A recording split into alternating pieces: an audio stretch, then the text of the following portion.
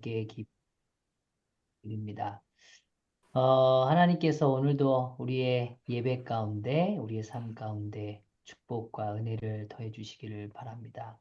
오늘 또 우리 청소년 예배를 6시 반부터 드렸어요. 근데 우리 아이들이 잘 참여하고 또 우리 전사님께서 잘 준비해 주시고 또 여러분들이 또 협력해 주셔서 또 하나님께 귀한 예배를 드리게 됐습니다. 참 감사합니다. 어, 오늘, 네, 예, 전님 말씀 주십시오. 오늘 제 순서인데, 어, 원래 다음 주 다음, 아닙니까? 다음 주? 예, 장로님 그럼 해주십시오. 전 괜찮습니다. 장로님 해주십시오. 예. 아닙니다. 제가, 죄송합니다. 아니, 아닙니다. 제가 할게요. 장로님 해주십시오. 제가, 아, 좀 제가 잘못했습니다. 죄송합니다. 맞죠, 오늘 목사님? 네네, 해주십시오. 네, 제가 이제 순간 긴장했습니다. 네, 그래서 제가 다음 주에 또, 이게 또 준비해야 되나, 그러고 생각, 예,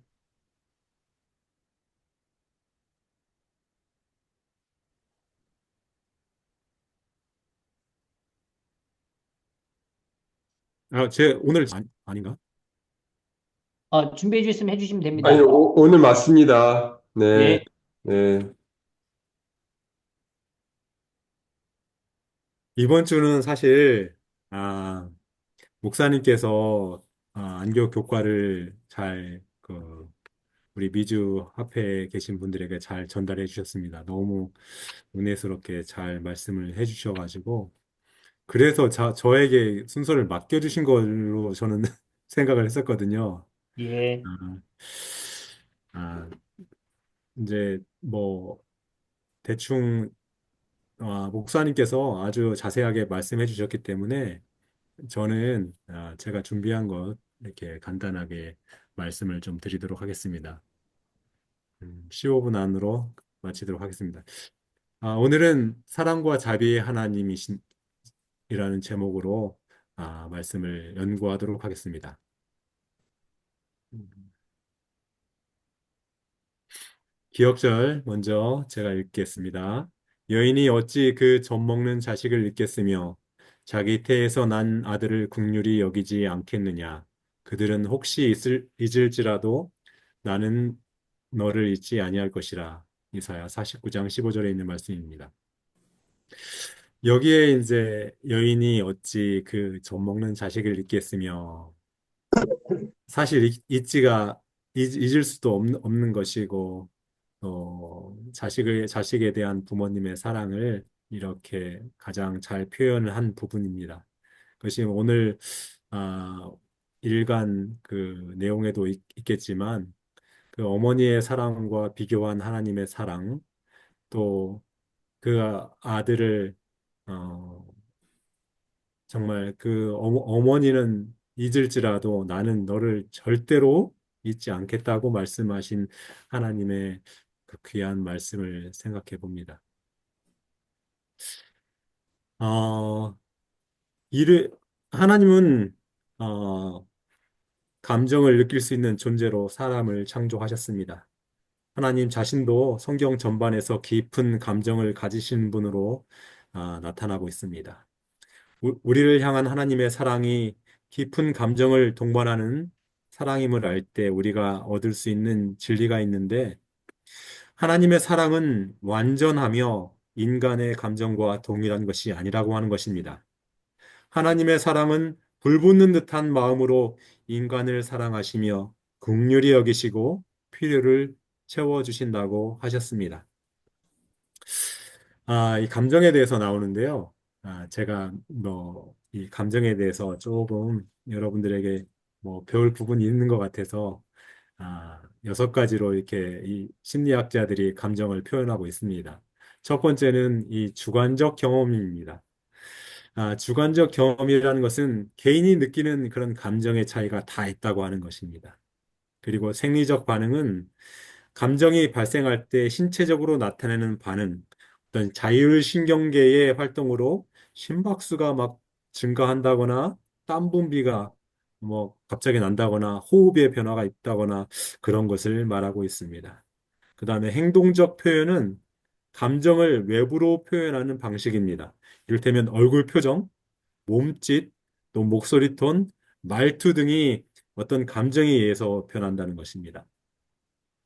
그리고 인지적 표현은 아, 특정 상황이나 자극에 대해 개인이 평가하고 해석하는 과정입니다. 예를 들어서 공부를 열심히 했기 때문에 좋은 성적을 받았어.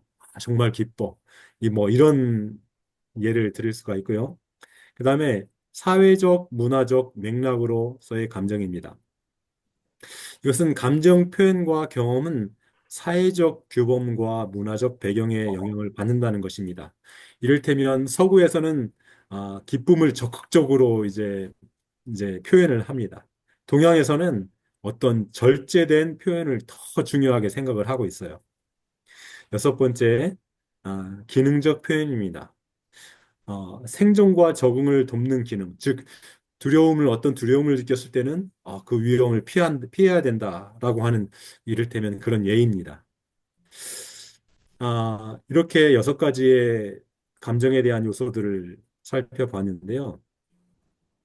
행복은 사회적 유대감을 강화한다고 합니다.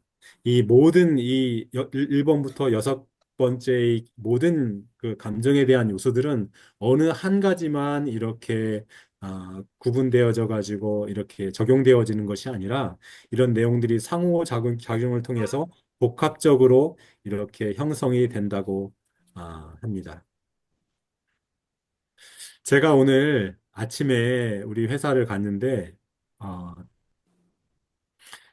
허스키 한 마리가 이렇게 왔어요. 우리 회사에 허스키가 이제 지나갔는데, 목에 목걸이가 있더라고요. 그래서 아침에 불렀더니 저한테 살짝 오더라고요, 강아지가. 강아지는 아닌데, 대략 한 뭐 1년 미만의 개인 것 같아요. 좀 크기는 컸는데, 좀 어딘지 모르게 어린 것 같은 그런 허스키였어요. 그런데 그 아침에 봤던 강아지가 오후에 한 4시 정도 제가 이제 잠깐 브레이크 하는데 있는데 그 강아지가 또 왔어요, 저한테. 앉아 있는데 저밖에 없었는데. 그래서 제가 그 목에 있는 목줄을 잡았어요. 그리고 그 태그를 보니까 주인의 이름 같은 거는 없었는데 아, 뱃, 아, 그, 그 수의, 수의사, 그러니까 수의사 거의 관리하는 그런 수의사 그 병원이 번호가 있더라고요. 그래서 여차저차 했더니, 어, 주인이, 주인을 연결해줘가지고, 라넷이었는데, 우리 회사에서는 꽤 거리가 멀었거든요. 그런데 좀 많이 멀리 왔다 보니까 얘가 어디 집을 못 찾고 막 방황하는 모습이었어요. 그랬던 것 같아요, 제 생각에는. 음, 그래서 한 번 전화했는데 또 뭐 금방 온다고 해서 잠깐 기다렸는데 또 전화가 또 안 오길래 제가 또 전화해가지고 아직 기다리고 있는데 왜 안 오냐고 했더니 금방 올 거라고 해서 그 강아지가 아 교육을 잘 받은 강아지였던 것 같아요. 제가 볼 때는 뭐 막 짖는다거나 막 발버둥을 친다거나 그러지 않고 가만히 이렇게 제가 목줄을 이렇게 잡고 있는데 가만히 있더라고요. 계속 앉아 있기도 하고 이렇게 서서 있기도 하고 한참 후에 주인이 왔어요. 오니까 얼른 주인을 쳐다보면서 그쪽으로 달려가려고 이제 막 힘을 쓰더라고요. 그래서 제가 놔줬어요. 그랬더니 주인한테 달려가더라고요. 그래서 그 주인이 너무 감사하다고 저도 뭐 특별한 경험이고, 이렇게 동물을 통해서, 정말 기쁨을 나눴던 행복했던 감정이었던 것 같아요. 그래서 같이 나누고자 여러분들에게 말씀을 드렸습니다. 소지에는 어머니의 사랑보다 더한 사랑이라고 이렇게 말씀을, 말씀의 제목입니다. 사실 사람들 사이에서는 어머니의 사랑보다 더 큰 사랑이 있을까요? 참 그거 찾기가 쉽지 않을 것 같습니다. 연인의 사랑이나 부부의 사랑도 물론 뭐 그 사랑이 얕지가 않지만 어머니가 자식에 대한 사랑은 너무나 큰 것 같습니다. 저도 늘 어머니에 대한 마음은 항상 있던 것 같아요.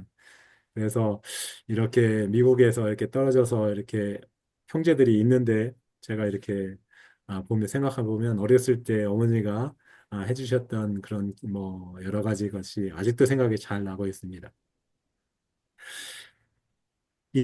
인간이 경험하는 가장 큰 사랑은 자식에 대한 부모님의 사랑이라고 또 여기 교과책에도 나와 있습니다.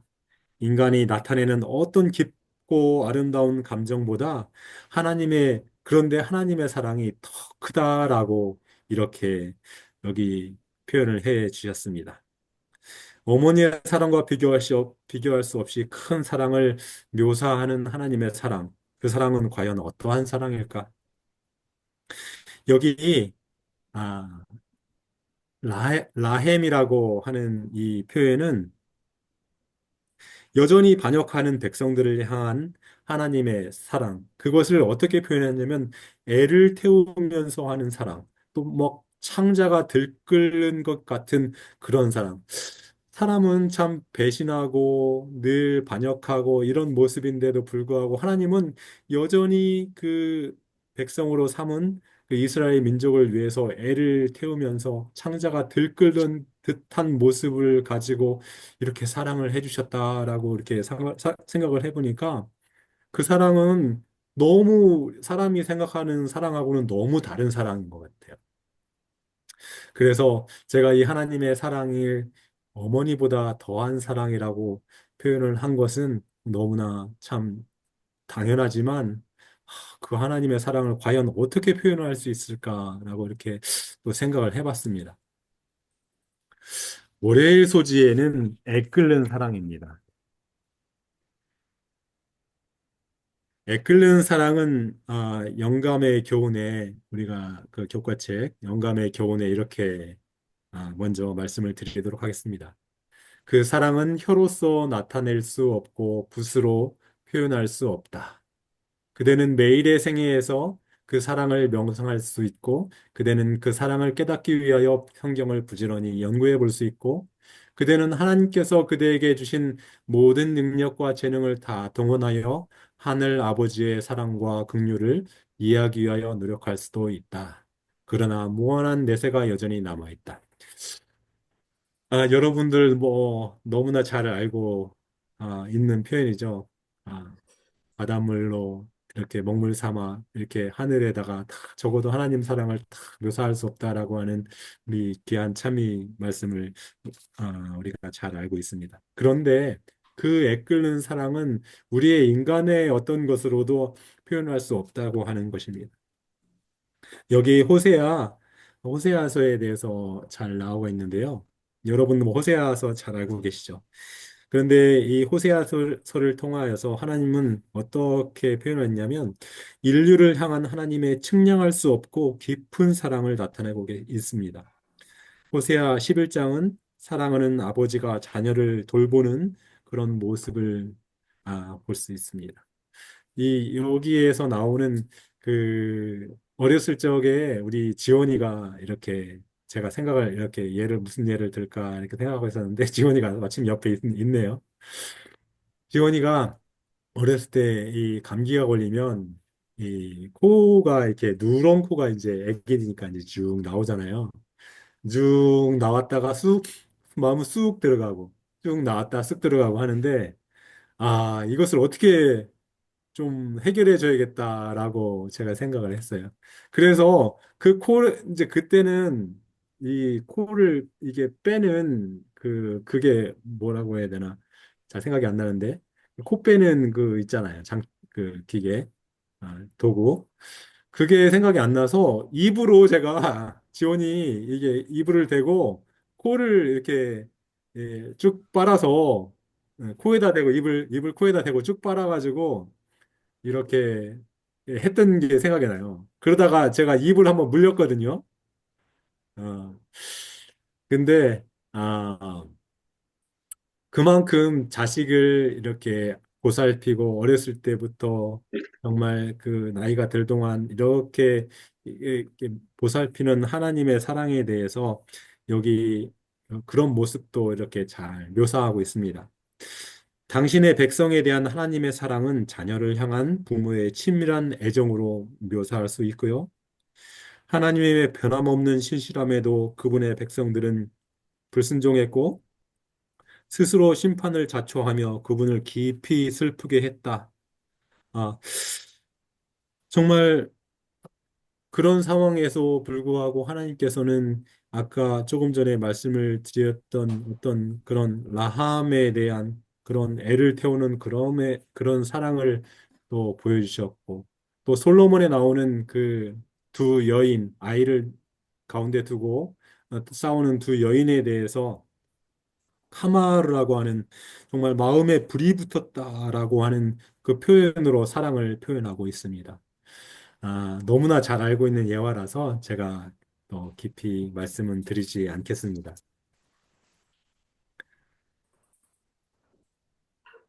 화일에는 하나님의 긍휼에 대해서 나오고 있습니다. 여기서 보면 신약 성경을 신약 성경도 하나님의 긍휼을 묘사하는데 구약과 같은 마음 상태를 사용한다라고 이렇게 서두에 나오고 있습니다. 사도 바울께서는 고린도후서 1장 3절에 자비의 아버지요 모든 위로의 하나님이라고 예수님을 표현을 했고요. 또 에베소서 2장 4절에는 긍휼이 풍성하신 분이라고 말씀을 하고 계십니다. 구약과 신약에서 하나님의 긍휼을 묘사하는 동일한 표현이 복음서에도 고통받는 사람에 대한 예수님의 자비로운 마음을 묘사하는 데 사용되어지고 있습니다. 복음서는 곤경에 처하거나 도움이 필요한 사람들에게 그리스도께서 불쌍히 여기셨다고 몇 번이고 반복해서 말하고 있습니다. 그리고 그 긍휼히 여기셨으며 그 필요를 채우셨다고 말씀하고 계십니다.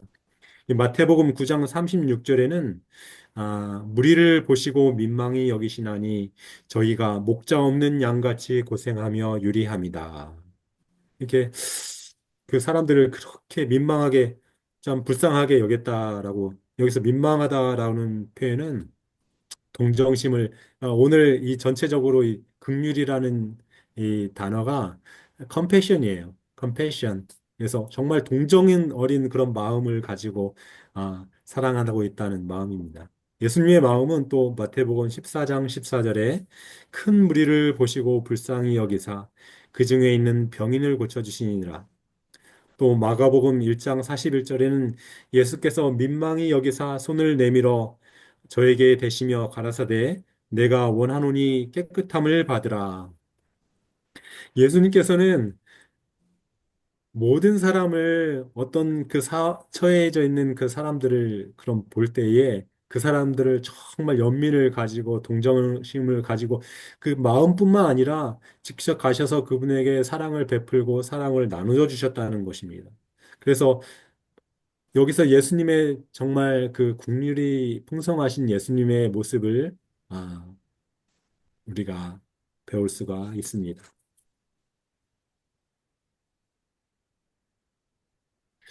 수요일에는 하나님이 질투하시나니 여러분들 질투하는 하나님에 대해서 이렇게 성경책을 읽어 보실 때 잘 이해하시는 분들도 계시지만 그 이해가 조금 어렵게 느껴지셨던 분들도 계셨을 것입니다. 그래서 오늘 왜 하나님이 질투하신다라고 표현을 했을까? 저도 확실하게 그 개념을 이해를 했고요. 아, 여기 엘 라훔은 엘은 하나님이고 라훔은 자비하신 하나님을 나타내고 있습니다. 엘 카나는 질투하는 하나님. 여기서 이제 질투하는 하나님에 대해서 나오고 있는데 아, 보통 우리가 질투라고 하는 것은 긍정적인 표현보다는 부정적인 의미에서 많이 사용되고 있습니다. 아, 고린도후서 11장 2절에는 이 말씀이 있습니다. 성경이 말하는 하나님의 질투에는 부정적인 의미가 없다. 그것을 아내와의 온전하고 배타적인 사랑의 관계를 바라는 남편의 간절하고 진실한 열정이라 이렇게 표현을 고린도후서 11장 2절의 말씀을 가지고 해석한 내용입니다. 바울은 이것을 하나님의 열심이라고 말했고, 또 하나님의 질투는 오직 언제나 의로운 것이며 이는 당신의 백성을 향한 하나님의 열렬한 사랑으로 설명하고 있습니다. 그러니까 하나님의 질투라고 하는 것은 인간의 질투하고는 전혀 다른 개념인 것입니다. 왜냐하면 하나님의 질투는 그분의 백성을 정말 내가 간절히 사랑하고자 하는 그런 마음으로 오는 아, 그것이 바로 하나님의 질투인 것입니다. 당신의 백성을 향한 하나님의 열심, 즉 하나는 그분의 깊은 사랑에서 시작되고 있고 당신의 백성과 온전한 관계를 원하시며 오직 당신만이 그들의 하나님이 되기를 원하신다. 오직 하나님께서 여러분과 저의 하나님이 되시기를 원하시는 마음에서 그 질투의 하나님이라고 표현을 하고 계십니다. 하나님의 질투는 결코 시기심이 아니며 항상 당신의 백성과의 온전한 관계와 그들의 유익을 원하는 정당하고 진실한 열정인 것입니다. 그래서 우리가 하나님의 질투를 생각할 때, 그분께서 우리를 얼마나 사랑하시는지에 대해서 다시 한번 깊이 감사드리는 마음이 전 마음속에 있었던 것 같습니다. 목요일에는 사랑과 자비의 하나님이십니다. 데살로니가 전서 3장 12절 말씀입니다. 또 주께서 우리가 너희를 사랑함과 같이 너희도 피차간 모든 사람에 대한 사랑이 더욱 많아 넘치게 하사.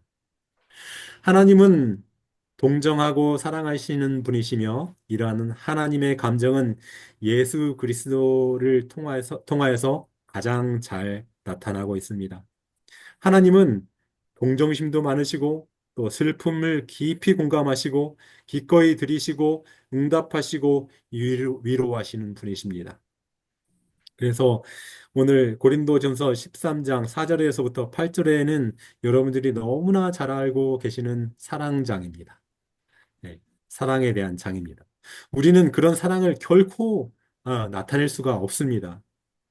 하나님의 사랑을 우리가 우리 스스로는 절대로 나타낼 수 없다고 하는 것입니다. 오직 뭘 통해서? 성령의 열매를 통해서만 우리 삶 속에 실현될 수 있는 것입니다. 어떻게 사랑을 하나님의 은혜와 성령의 능력을 통해 각자의 삶 속에 반영할 수 있겠습니까? 첫 번째는 사랑이신 하나님을 예배함을 통해서 우리가 그것을 아, 우리 삶 속에 반영할 수 있습니다. 두 번째는 동정심과 자애로운 사랑을 다른 이들에게 적극적으로 베품으로 하나님의 사랑에 응답해야 하는 것입니다. 마지막으로 우리의 마음은 스스로 변화시킬 수 없습니다. 오직 하나님만이 그것을 변화시킬 수 있다는 것을 꼭 기억하시고 삶을 사셔야 한다고 하는 것입니다. 금요일 더 깊은 연구입니다. 아, 자기 신령의 처참한 빈곤을 느끼는 사람, 다시 말해 자기 자신에게 선한 것이 전혀 없다는 것을 깨닫는 모든 사람들은 예수님을 바라봄으로 의와 능력을 발견할 것이다.